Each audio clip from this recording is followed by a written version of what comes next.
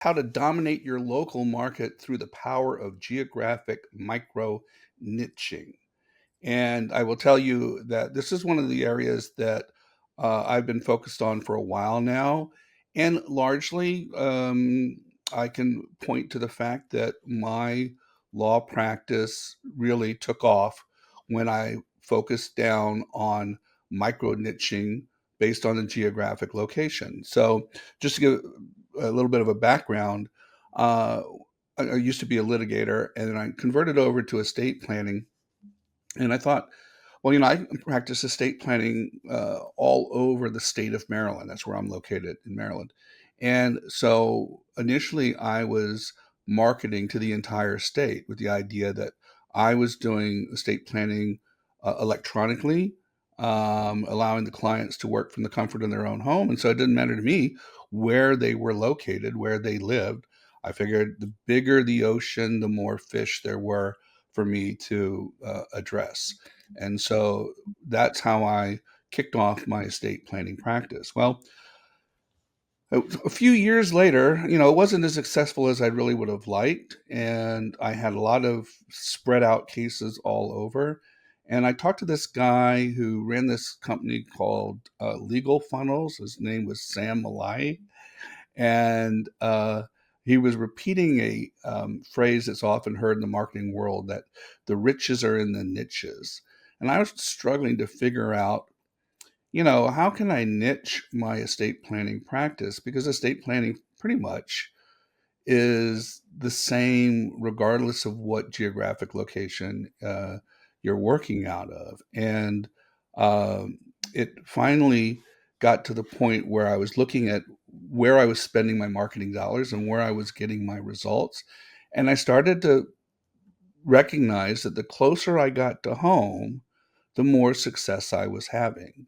So I took that leap and I said, you know what? The local town that I live in has more than enough potential clients to serve my needs.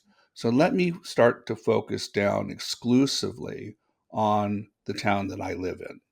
And given the fact that only about 37% of adults have an estate plan, that left a pretty big, if not ocean, a gigantic Great Lake uh, around me to ply my trade and to fish for clients. So that's what I did, and can say the two things that literally um, made my practice a success. Again, I will give credit where credit is due, Sam, largely as a result of listening to you. One was hiring my first full time virtual assistant, and the second thing was micro niching my marketing strategy down to a local geographic area. So today we're going to talk about 5 reasons why that allows you to dominate uh, your uh, your competition and really develop the kind of practice and lifestyle that you really hope for. So first and foremost, the first thing to recognize is that it creates a stronger brand presence within your community. Okay. As a result of focusing my marketing efforts on the local community, I became more recognized within the community. With the dollars spread out around the state, I was just another voice amongst the wilderness and was hard to really attract any type of community recognition. But when I started micro niching and really focused on being the estate planning attorney for regular folks like you and me, that's my tagline, because in my community, it's pretty much regular folks, maybe upper middle class to a degree. Montgomery County, where I live, is a pretty affluent county, but in comparison to other areas around us, the town that I live in is much more upper middle class. So, being able to be recognized as the primary estate planning attorney in my community led to a lot of opportunities, and some of those were strategic partnerships that I was able to form with similarly aligned local businesses, particularly financial planners.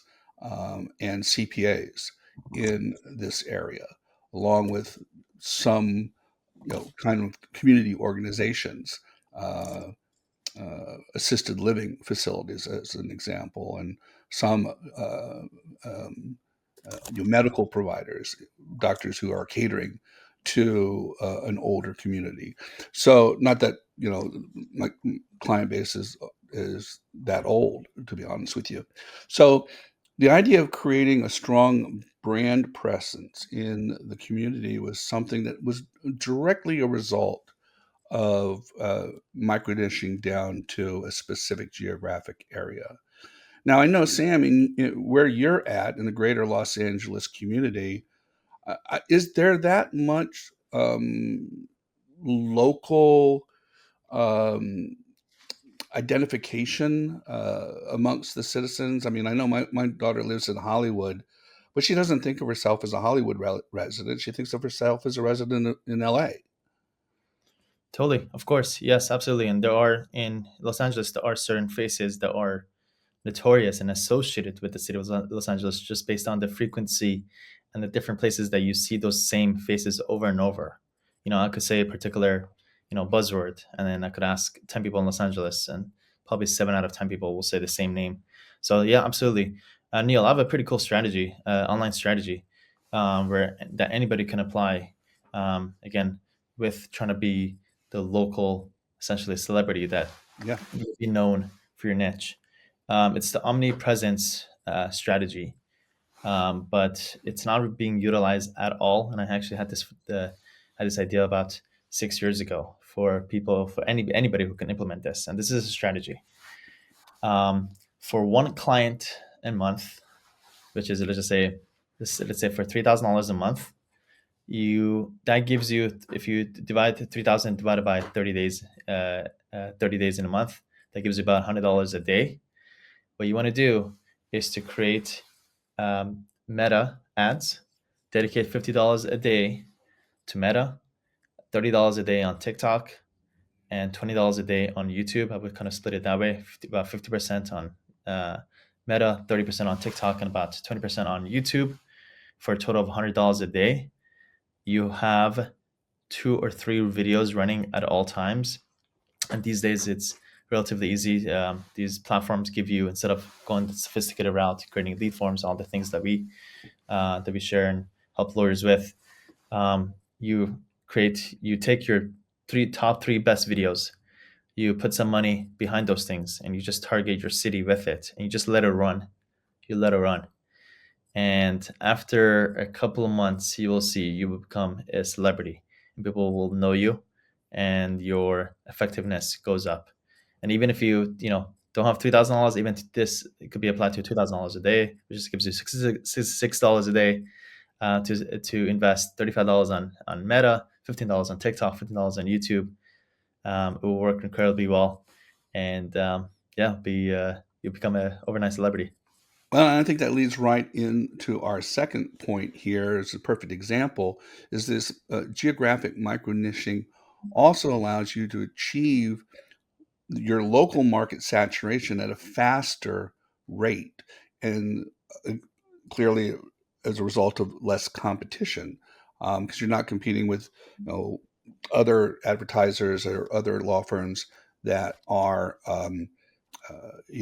from other areas who are advertising in your geographic region.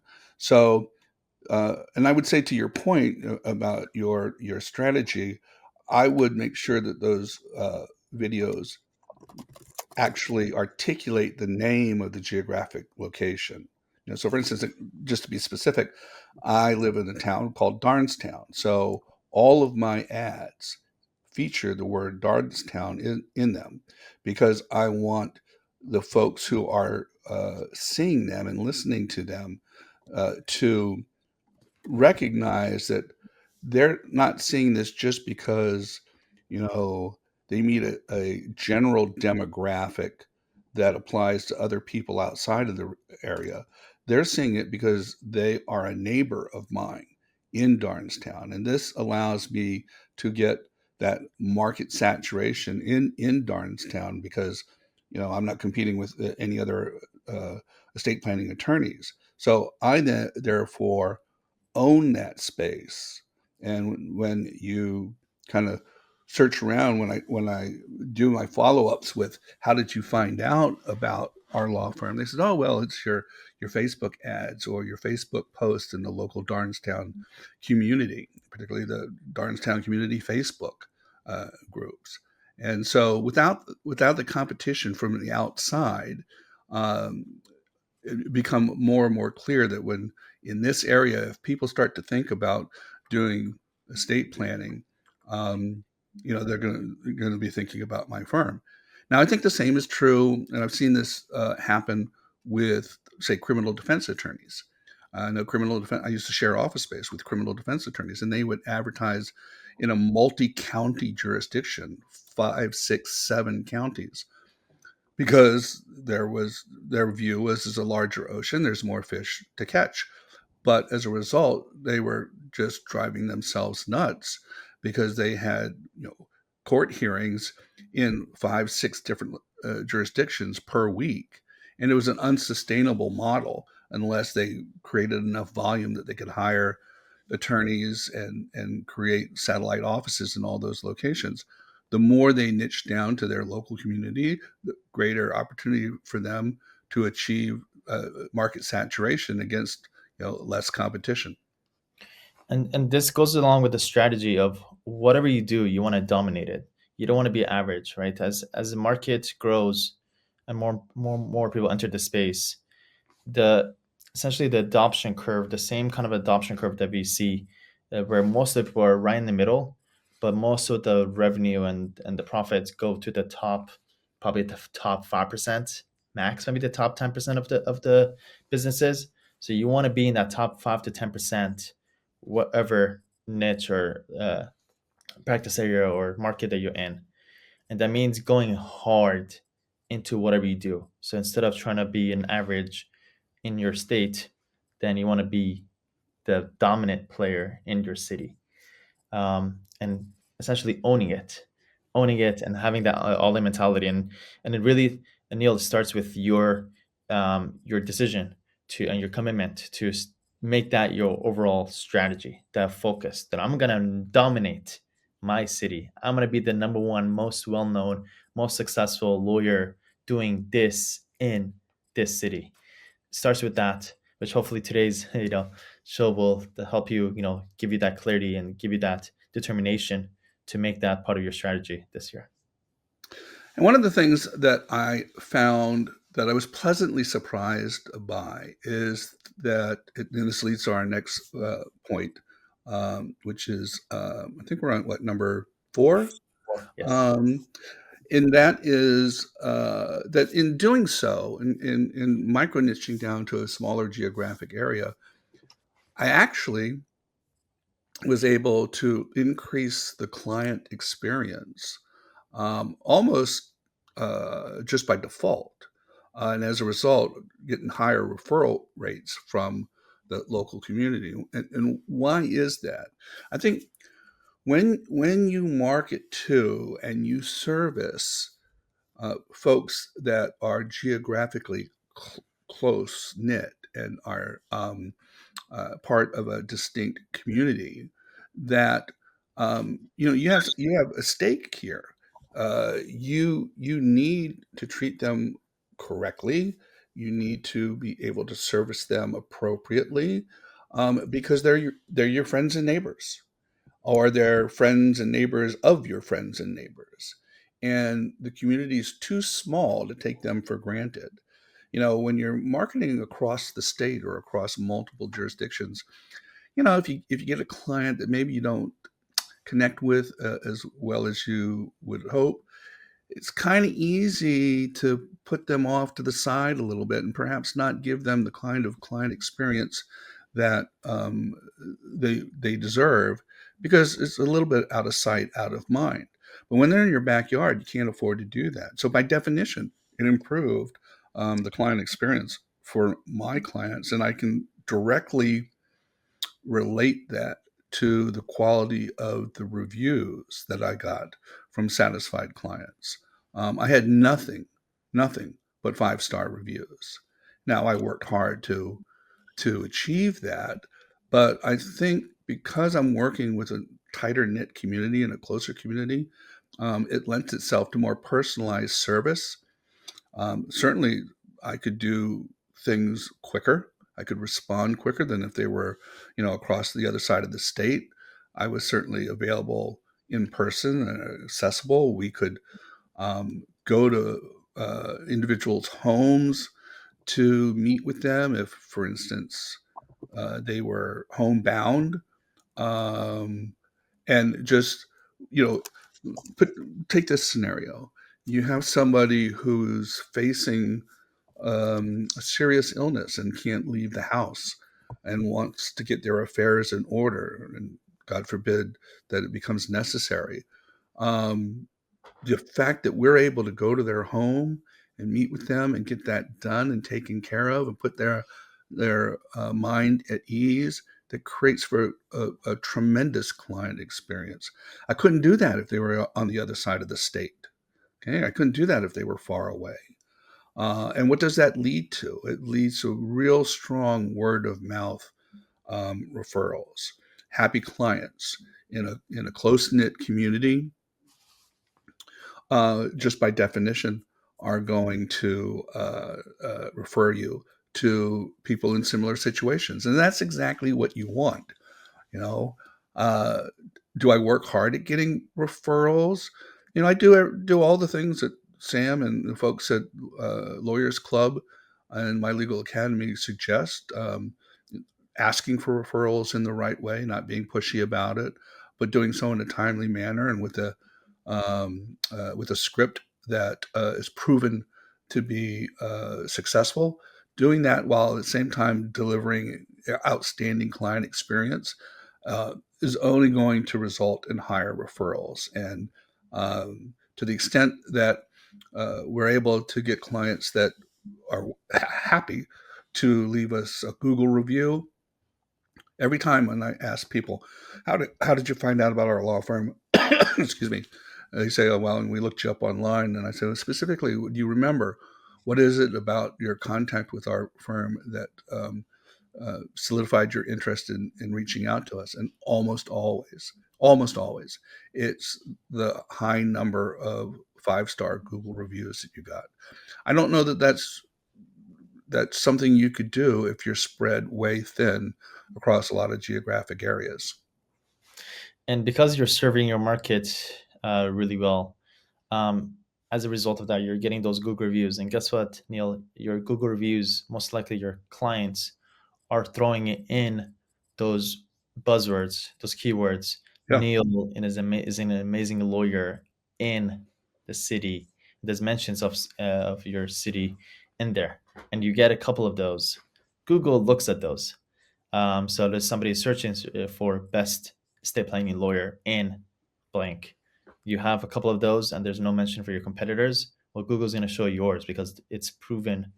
The other clients have attested that you are the best lawyer in your city, and that's why your Google profile shows up first, and that's why you get so many calls, and that's why you get so many clients, which feeds itself, and again creates that positive feedback loop for you to get more clients and more reviews and more clients, Yeah. and it's a flywheel that really feeds itself. It's Yeah, amazing. is exactly right, and I can give you specific examples. Um, when clients say, "Well, I found out, I discovered Neil and his law firm through, the Darnestown Facebook group."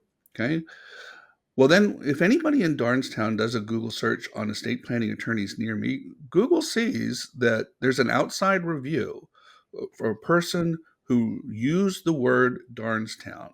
And that elevates your ranking tremendously. So, more so than hacking your website with keywords and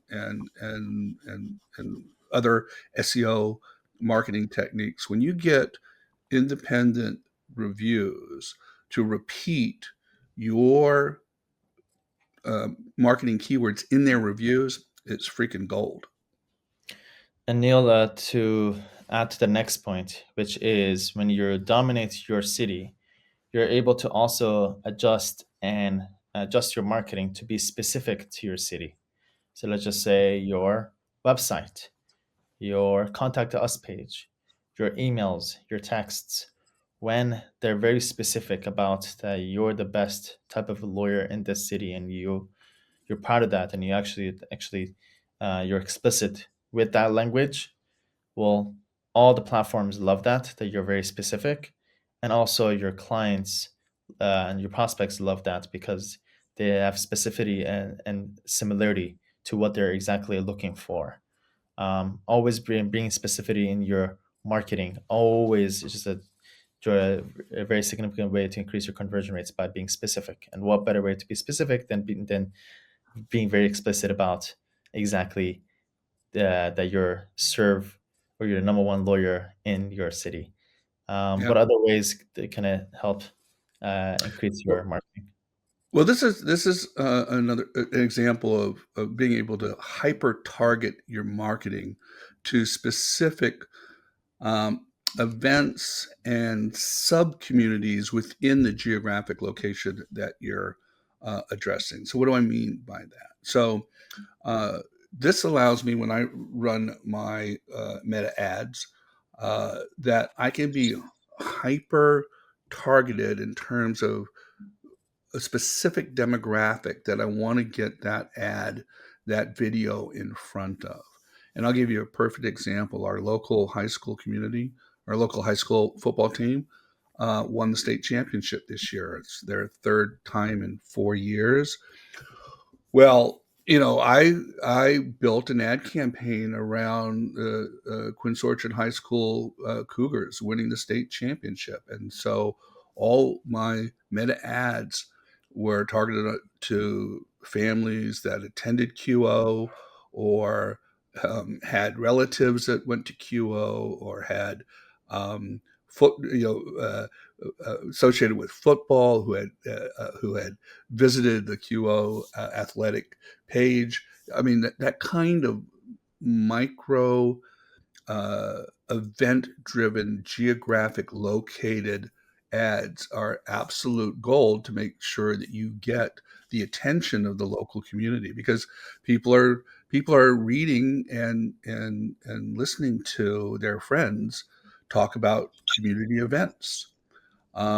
Similarly, when there's a new restaurant that opens up, or a new community activity that takes place. We had in October we had the local Oktoberfest.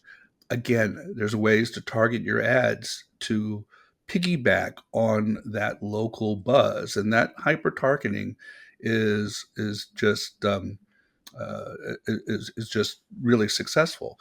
Then on the extension of that, because you're so wired into the local community, it allows you to do uh, or to engage with that community on in ways, say, outside of digital marketing.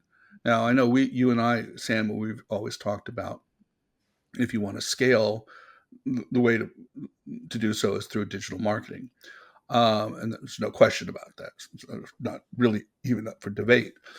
But if you really want to connect on a personal level, sponsoring local events, again, elementary school, the local PTA, the local Boy Scouts, Cub Scouts, I mean, Girl Scouts, all those things position you as a valued member of that local community that you're seeking to serve. And that community engagement continues to just feed upon itself with the digital marketing that you're doing that responds to the community as well.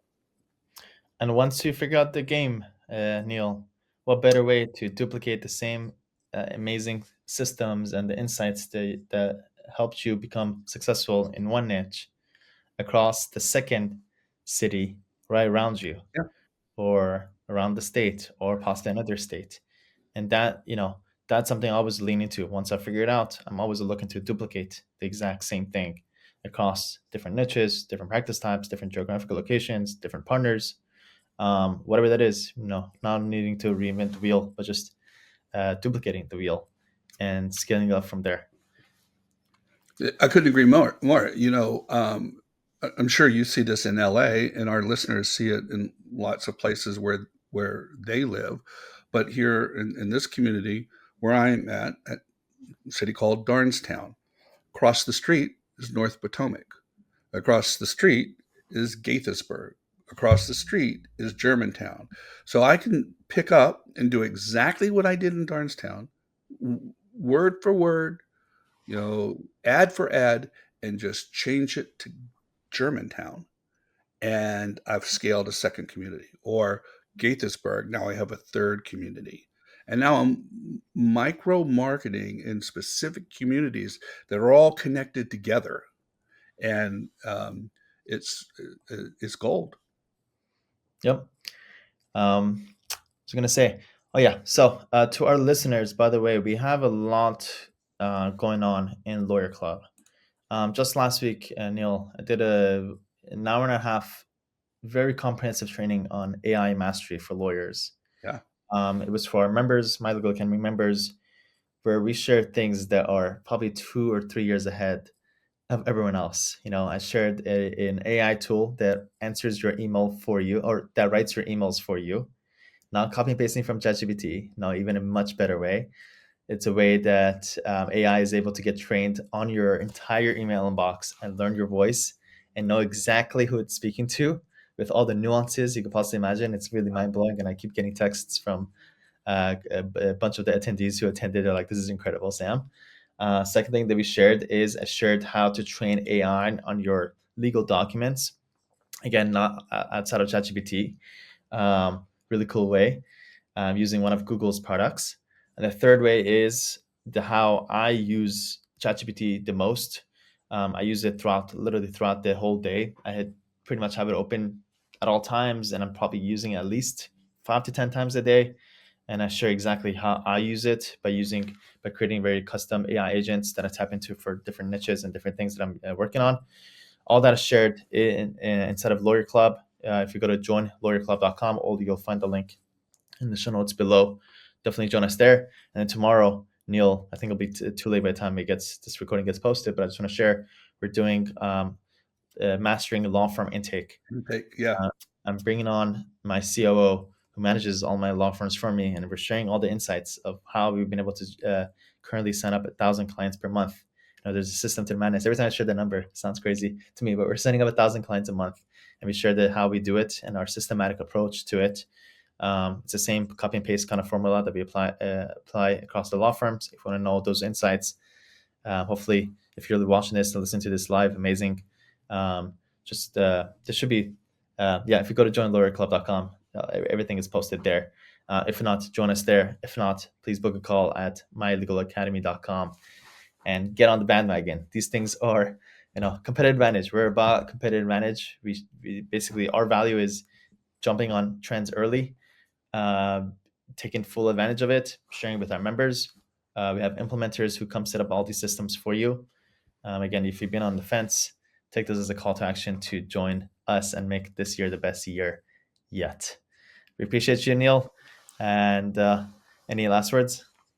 No, like you said one time. You repeated. I'm sure you're not taking credit for it. That I think was it Russell who said it first, that the riches are in the niches. I'm not really It's sure who. definitely not an original thought, but Yeah, yeah, but you need that. you need Um, that mindset, yeah, and mindset and and strategy. and Yeah, however you niche down, whether it's you know practice area or geographic area or based on the client. For me, it was the easiest thing was geographic, and I think we've demonstrated that with the discussion today. But your practice area, your law firm, there may be different ways for you to achieve the same results by focusing on a more narrow target audience rather than spreading yourself too thin. for sure. Maybe for a future episode, Neil will do niching down on the who, which is also Yeah. another good secret sauce. All Yep. right, we'll see you in the next episode. Thank you so much. All right. Thanks so much.